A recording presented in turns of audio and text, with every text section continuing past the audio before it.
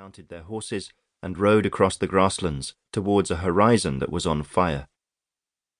There are times in a life when you live breath by breath, jolt by jolt, looking neither forward nor backwards, living with a peculiar intensity, and this was one of those times. They had come out of the clump of poplar trees where they had spent the night, sleeping on their horse blankets, their heads on their saddlebags, fingers curled around their pistols, saddles and rifles lying beside them.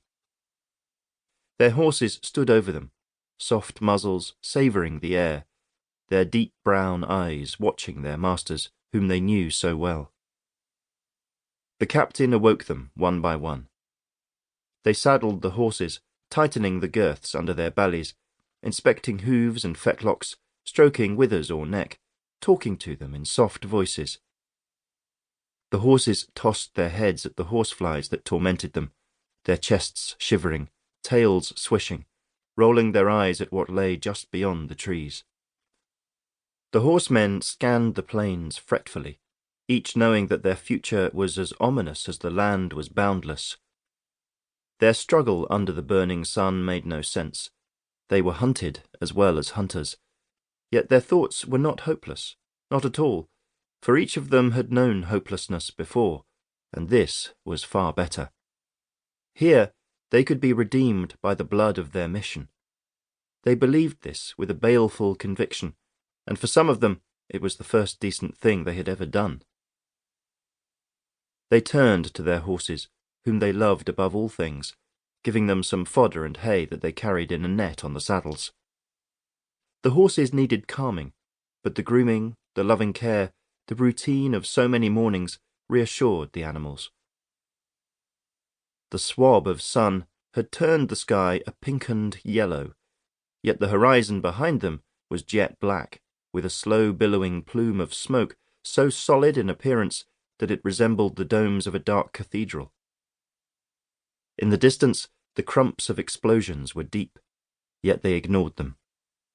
It was already hot, burning hot, and there were jewel drops of sweat on every man's nose and upper lip.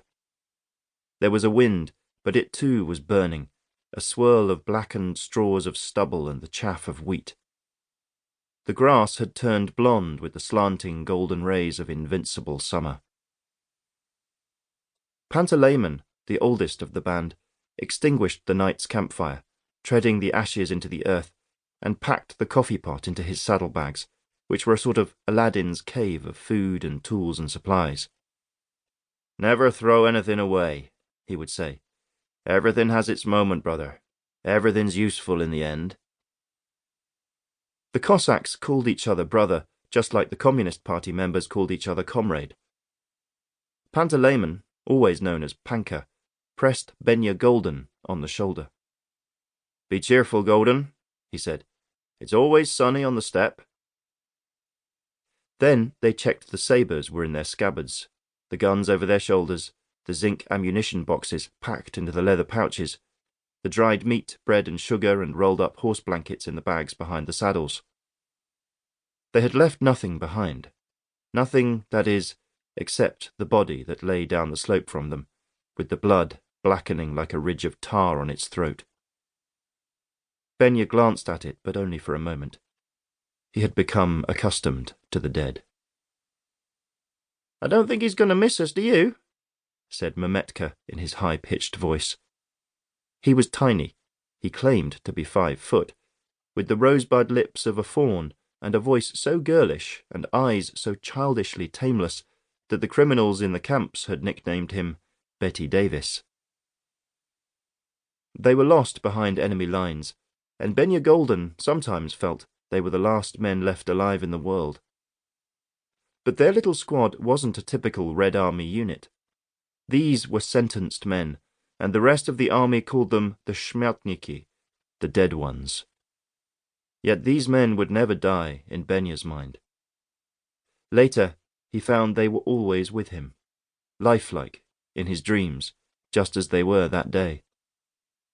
Some had been in prison for murder or bank robbery, some for stealing a husk of a maize, many merely for the misfortune of being surrounded by German forces.